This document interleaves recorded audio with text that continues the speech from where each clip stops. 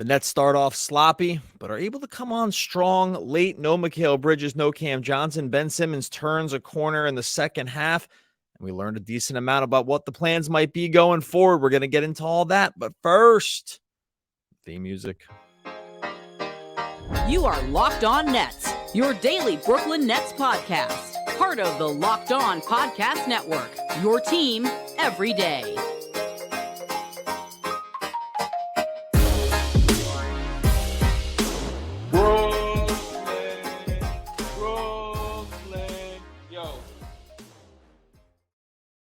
All right, welcome back to the Locked On Nets podcast and the Locked On Podcast Network. It's your team, the Brooklyn Nets, every single day.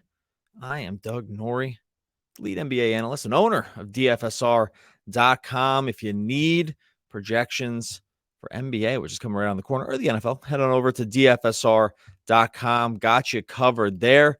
Also want to let you know today's episode is brought to you by Gametime. Download the Gametime app, create an account, and use the code LOCKEDONNBA for $20 off your first purchase.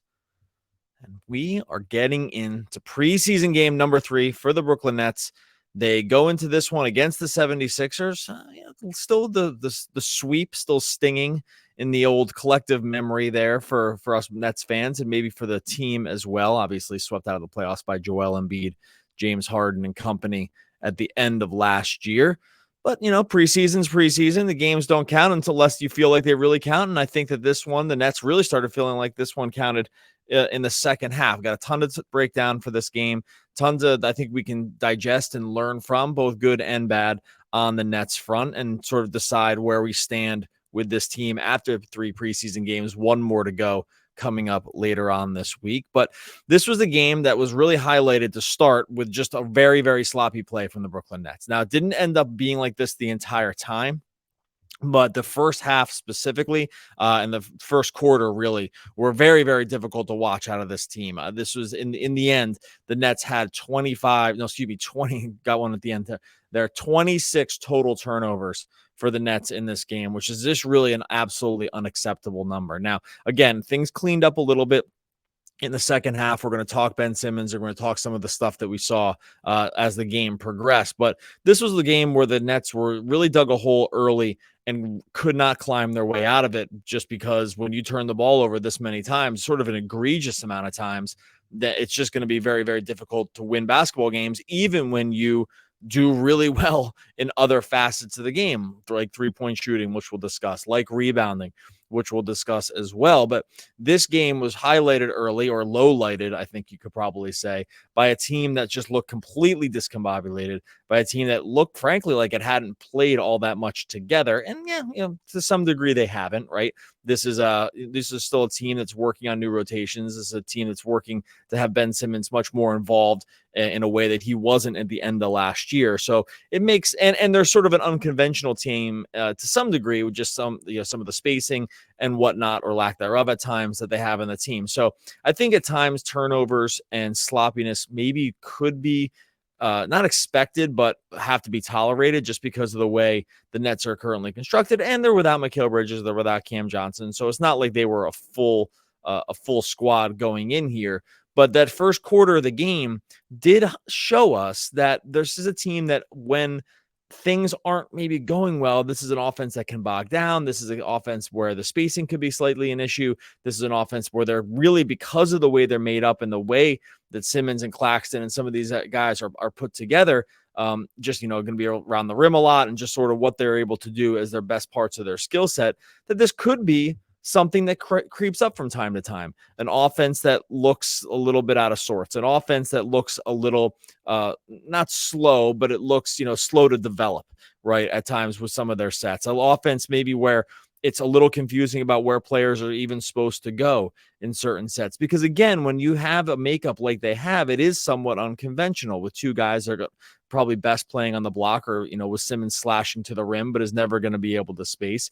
And if the shooters aren't going to be totally there, and the on-ball creation is not going to be totally there, then we could see an offense from time to time that struggles with this. Now, they were able to clean this up to some degree in the second half, where they, put the pedal down a little further. It's not like the Sixers were coming in here full strength either, But I do think I don't want to just ignore, because the game ended up being close, right? 127 to 119 in the end with a major comeback by the Nets in the second half. I don't really want to ignore what happened early, because it is probably somewhat instructive for how things can be if everyone isn't operating as a really, really fluid unit. Now, we know Simmons is going to control the ball more. We know that he's going to be initiating offense more than in a way that we haven't seen him in a Nets uniform, just because he looks fully healthy. He's just so much more aggressive than he's been. And he just looks like a totally different player than he's ever looked in Nets uniform. I don't think there's no real debate about that at this point. I think at least at this point in the season, that part of his game, and that part of his health recovery is kind of solved. Like, he looks totally healthy, but because of that, this is a team that's going to operate just a little differently than they have had to in the past. And when you're without Bridges, who they're going to really rely on for scoring and for just sort of one-on-one on-ball stuff, and just overall, just, 3-level scoring in a way that maybe only really Cam Thomas has the ability to do, and Bridges obviously can do it better than Cam, or just in a way that probably fits into the overall flow of an offense. Yeah, I do think that this is not something that is just an isolated incident on the Nets' part. That first quarter that we saw, where it was just an absolute turnover fest.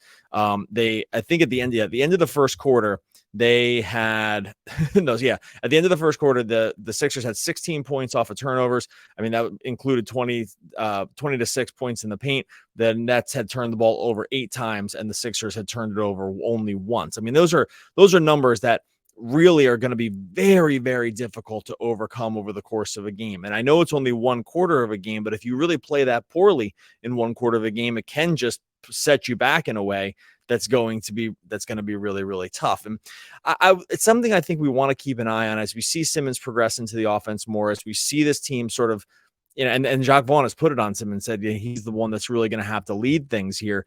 As we see this develop over the course of the season, I think we're going to see different versions of this team. I think we're going to see versions where it looks like they're shot out of a cannon, where it looks like the defense is going to be hounding everyone and making everyone really annoyed, or getting the other team really annoyed, where we're going to see this team get into transition early and often. But I also think we're going to see parts like we saw in this first quarter again, where it looks stagnant, it looks slow, it looks sloppy. And I think there's going to be a learning curve around the offense with that in mind, with these guys still coming together, and because of just who they have overall on their roster and the skills that each of these guys bring. I do, and this isn't to be negative, it's just it's be realistic, right? It's like, do we think that is a feature or a bug, right? Is this going to be a team that's put together perfectly in terms of modern NBA roster construction, especially in the starting lineup? No, not really. And sure, Bridges and Johnson solved some of that. The Sixers didn't have Joel Embiid and James Harden, right? So it wasn't like the Sixers were playing some kind of full strength basketball here. I mean, they were missing their 2 best players, and one of those players is a top 3 player in the league. So when we're looking at this and we think to ourselves, is this something that could crop up again for the Nets? Yeah, I think it could. I hope that we see much more of the second half version of this team, which we'll get to here in a second.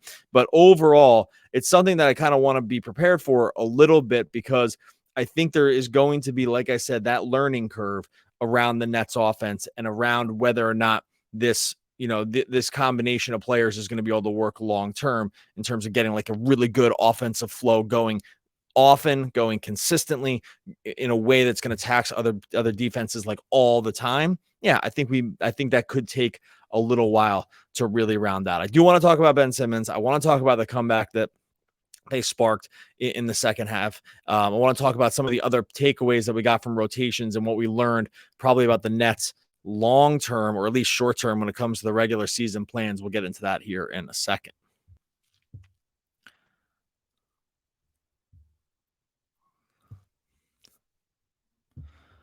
But before we get to that, I want to let you know this episode is sponsored by BetterHelp. Give online therapy a try at betterhelp.com/LockedOnNBA and get on your way to being your best self. Look, you ever feel like your brain's getting in its own way? I've been down this road many, many times. Like, it feels like you know what you should do, what's good for you, but you just can't do it. Sometimes you just want to turn your brain off in some ways, or your brain's just getting in the way. Therapy helps you figure out what's holding you back so you can work on yourself instead of working against yourself. We've all been down this road before, folks. Like life, so much comes at you. Your time, your job, your family, your work, your free time even can sometimes be the thing that where your brain's telling you just things that you can struggle to deal with, right? Like this is where therapy can really help you out. This is where BetterHelp, you just have to give BetterHelp a try. If you're thinking of starting therapy, give BetterHelp a try. It's entirely online. It's designed to be convenient, flexible, and suited to your schedule. All you got to do is fill out a brief questionnaire, get matched with a licensed therapist, switch therapists anytime, no additional charge. You're going to find someone who works well with you, works well for you. Make your brain your friend with BetterHelp. Visit BetterHelp.com/LockedOnNBA to get 10% off of your first month. That's BetterHelp, HELP.com/LockedOnNBA. All right, Ben Simmons. We've talked a little bit about him in the first part of this. Want to get a little bit more into what we saw from Simmons tonight. This was obviously another game where it was not another game, but it was a game that was sort of the tale of two Simmons. We have the good, we have the bad. We have them both. And there you got the Facts of Life. There you go. I can do a little Facts of Life reference for you. But when we look at Simmons's overall game here, the good takeaways are in the second half specifically, he had some highlight reel stuff. He forced a couple of turnovers, got one into a fast break for a dunk. You always love to see that. Still finishing and trying to finish around the hoop early and often, or whenever he's been given the chance. He was able to get into a step back jumper. That's 2 games in a row with the fadeaway jumper. One was on the block against 2 games ago. And then this one was sort of like near the foul line, about 1.5 feet in from the foul line, right outside the restricted area, where he faded back, left hand, nice touch for the fadeaway jumper. So anytime he's going to be able to get even like a little mid-range into his game, you'll love to see it. And he also had just the sick back behind the back pass in transition to Spencer Dinwiddie. These are the kind of highlights that you really want to see from Simmons sort of all the time, right? The Nets are really, really going to need this. They're going to need his full athleticism.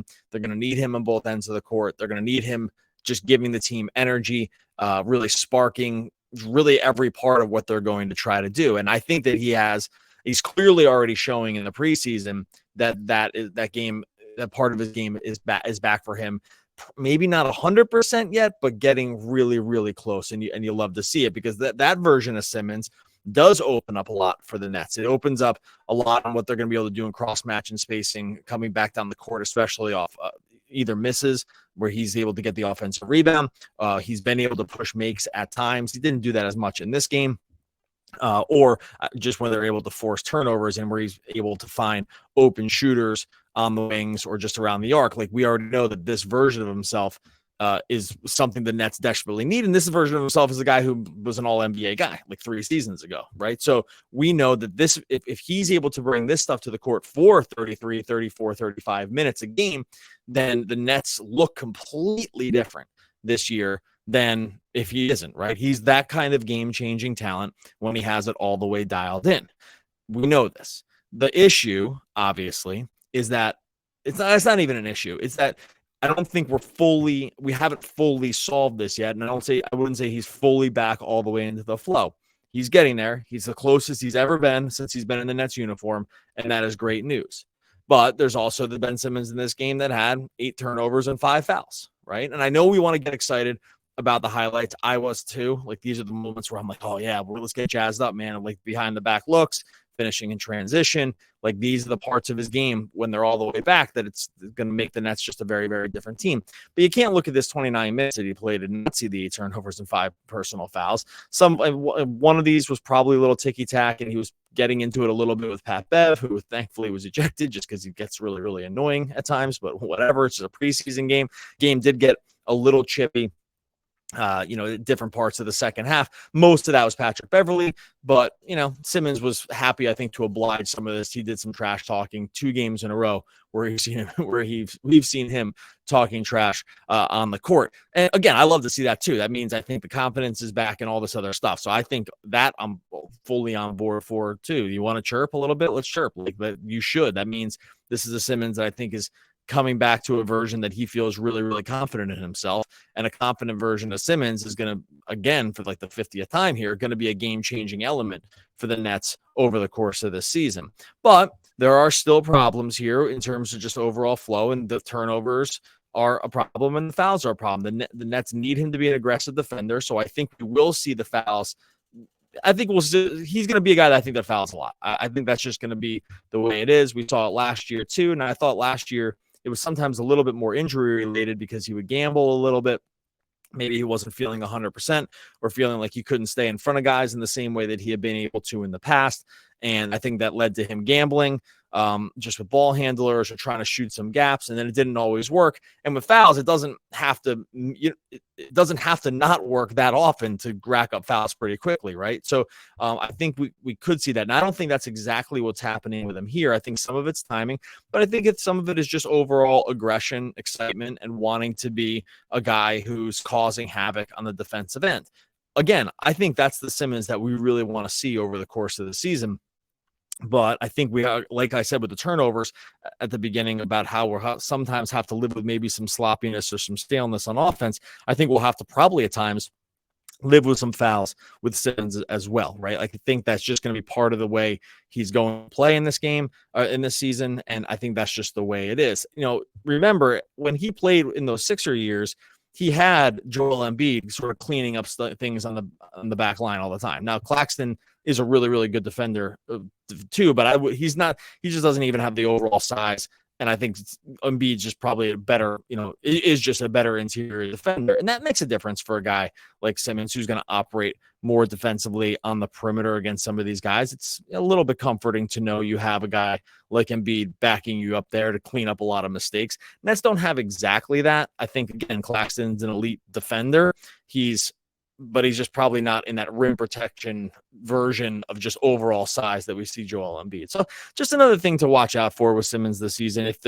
If there's going to be, like, if he's going to pile up fouls because of just wanting to get after the ball, or just maybe the timing is still not totally there, it's something that we could see kind of crop up. But overall, I was really glad. I would have been really concerned if they had left the first half of this game and it had been, where Simmons just didn't look perfect. And it looked like they struggled at times. I think it was really important for them, even with the loss, to lose this game by 8. I think it was important for them to get out and really get after it in the second half and give a good best foot forward over the third quarter and into the fourth quarter. I think the Nets kind of needed that. I think it would have been, like, even with this loss, I came away from this game with a much different attitude than if I had done this. And this is why you never do it. But if we had done this podcast at halftime, this would have read so much different. I mean, it was looking real, real rough. I think that sometimes, or all the time, it's worth, one, watching the whole game play out. But two, whatever got into them in the second half, and whatever, like, I don't know if he did it or not, but if Jacques Vaughn lit a fire, or they just said to themselves, hey, we're at home, this is ridiculous, like, we can't play this poorly, the energy has to be better. I think Simmons was a big, big part of that, and that's great to see. So really glad that they ended off keeping the starters and that sort of those first rotation kind of guys out there a little longer. I think that I don't know if it was that they kept them out there longer than planned, but I'm glad that they just didn't raise the white flag here at some point and say, hey, no, live and fight another day. They're still ramping up for regular season minutes. We're still trying to, Jacques Vaughn clearly has started to dial in more of what the maybe rotations and what this roster can look like, and having more of an idea about who those minutes are going to end up going to. I think we saw a really strong inclination. I'll talk about that in a second, of where that's going to be going into the year. But having them do this in the second half, having them step up the energy, having Simmons really step it up in terms of just getting the team going, I think that was really, really important for just what they needed to do with only one more preseason game left to go. Want to talk a little bit about what we saw in terms of rotations, what to probably expect from how the Nets are going to move forward. We'll get into a little bit more of this later in the week as well, but want to cover a few of the other guys that we didn't talk about too much here in a second. Before we get to that, I'll tell you about our friends over at Gametime. Look, if you're in the market for getting tickets, concert, game, theater, you want this to be a fun experience. You don't want buying tickets to your next big event to be a drag. You don't want it to be confusing. Worst of all, you don't want it to cost more in other places. That's where Gametime has you covered. Gametime is the fastest and easiest way to buy tickets for sports, music, comedy, and theater events near you. Just looking over at Gametime right now, I mean, so many great things to pick from. You got Aces Liberty coming up Wednesday the 18th at 8 p.m. at the Clays, baby. Let's get into that. Little Liberty fans, maybe you want to jump into the tickets. Now, these things have been completely sold out if you've been watching those games. You also have Jets Giants coming up here on Sunday the 29th at MetLife. That's on Gametime as well. Gametime has you covered for everything you need in your area. Look, you can see where you're going to sit. You can get the lowest prices guaranteed. They have last-minute deals right up to the start of the event, even an hour after the event starts. So that's just where Gametime's got you covered. Talk about last-minute seats, folks. You're not going to beat that. Download the Gametime app, create an account, and use the code LOCKEDONNBA for $20 off your first purchase. Terms apply. Again, create an account, redeem the code LOCKEDONNBA for $20 off. Download Gametime today. Last-minute tickets, lowest prices guaranteed. All right, closing this out. Look, Adam and I will come back tomorrow a little bit and talk more about the play that we saw. Like, I think there's other things that we can get. I know there's other things that we can get into. I mean, once again, we see. I talked about it at the beginning, but we have two of the five guys in the starting lineup don't take any three-pointers in this game. I think that's going to be a recurring theme, obviously, with Claxton and Simmons. I'm going to want to get into that. I do want to get later, and I get Adam's opinion also on the play of Cam Thomas in this one, who ends up going 6 for 14, scores 18 points. I think it was the tale of two games for him as well. So there are going to be other pieces of this game that we are going to break down when Adam and I are back together tomorrow. But I do think I did want to just talk quickly about what we saw for some of these rotations. Even with no Mikal Bridges, even with no Cam Johnson, right? Like that, we're starting to dial in probably on what the regular season is going to look like in terms of minutes from this team. And I think it's becoming very, very clear that that's going to be the guys we saw starting tonight. Obviously, Bridges and Cameron Johnson will replace definitely Dorian Finney-Smith and probably Cam Thomas in the starting lineup would be what I would expect to happen, pushing Thomas into probably the 6th or 7th man role. Royce O'Neal and Lonnie Walker, they played 24 and 23 minutes in this one. I think we probably see them like the 8th and 9th man off of the bench. And then after that, we got 16 minutes out of Trendon Watford and 17 minutes out of Darius Bazley. Watford's the guy that we had talked about in terms of, where were they going to land? Harry Giles, Trendon Watford, Armani Brooks. Harry Giles III did not play at all in this game. Kind of expected that to happen once Claxton and Sharp were back. If you listen to our podcast from a couple days ago, we made that guess that we thought that Giles' minutes were a bit more. Now, I like the way he played, so this is nothing against Giles, but I did think that the minutes for him were a bit more circumstantial with no Claxton, with no Day'Ron Sharp. And the fact that he didn't play in this game really didn't surprise me all that much. We saw, only a few minutes from Jalen Wilson and Noah Clowney, only 4 minutes really at the end of the game from Armani Brooks. So I think it's Watford has the inside track here. That seems to make a lot of sense. 13.7 rebounds, hit a couple corner threes, which you'd love to see. Didn't have any assists, but was tasked with some ball handling here. So I think that this is kind of lining up to where we thought it was going to be. We saw 17 minutes out of Bazley. It's been a little hit or miss for him. He did knock down 2 3-pointers. It doesn't look perfect from him all the time, although he was another guy that it looks significantly better in the second half. So I think we have a pretty good idea of how these minutes are going to roll going into the regular season. I think that the Nets could probably end up playing a slightly deeper bench than they have in the past. I think they should at least try that just because of some of the guys they had. But I think this game and probably the next game as well begins to iron out some of those questions that we had around who maybe was going to take some of these last spots for the Nets, right? Like who are going to be the guys that probably broke camp. It's really probably looking like Watford is going to be that guy. I think that's the guy that Adam and I have both said that we probably thought it should happen after last game. I think that makes a lot of sense to us. So really not all that surprising to see this minutes breakdown. And I suspect against the Heat on Thursday that we will end up seeing, on Wednesday, that we'll end up seeing probably something similar with maybe just a few of those minutes pressed back down if and when Bridges is back in the lineup, right? Like I think that's going to end up making sense for the Nets. I think this is the roster that we kind of expected, and we'll be able to break down, what we think are some strengths of that roster and some weaknesses of this roster going forward. But overall, seeing these Jacques Vaughn run these rotations, play heavier minutes for some of the starters, like they ran more minutes. The starters ran more minutes in this game, no doubt about it, right? Dinwiddie played 30, Simmons played 29, Campbell Thomas played 23, DFS played 24, Clax played 21. And I think, bumping all those up by 2 to 3 minutes, not DFS, because that's going to be Bridges, but bumping those starter minutes up 2 or 3 going into the season, slotting Bridges in there for 34, 35, 36 minutes, something like that. Hopefully Cam Johnson's able to work his way back into this thing prior to the season starting, or at least, hopefully turns the corner pretty quickly, because we're going to be looking at 32, 33 minutes for him. But that's just going to leave that bench looking like probably Lonnie Walker coming off the bench. He's looked really, really good. We'll talk about him tomorrow a little bit. Lonnie Walker, Royce O'Neal, Cam Thomas, probably 3 of those guys coming off the bench. And then we'll see where Sharp, Baisley, and Watford land. I thought Sharp played pretty well tonight, 9 points, 10 rebounds.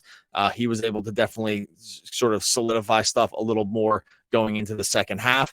There were some miscommunications. There was some parts where he needs to sort of control his interior presence a little bit more. But overall, I think you'll like to see they were +4 in the minutes with Sharp there. And if they're going to play more drop coverage this season, he's more equipped to be able to do that. So I think we're getting more of a sense of what the Nets are going to look like going into the season. Again, going into tomorrow when Adam is back, we're going to talk about what Dinwiddie's game. We'll talk about Cam Thomas's game a little bit more. We'll say, we'll make some stronger predictions about how those minutes really start to break down around these guys, and who we're probably not going to see too much of at all. And I don't think any of that's super huge surprises, right? I don't think that there's going to be any major surprises going forward. And there really aren't. Like, I think if you're following this team, you kind of see the writing on the wall with some of these players. So overall, preseason game against the Sixers, no Mikal, no Cam J, but no Embiid on that side, no James Harden on that side.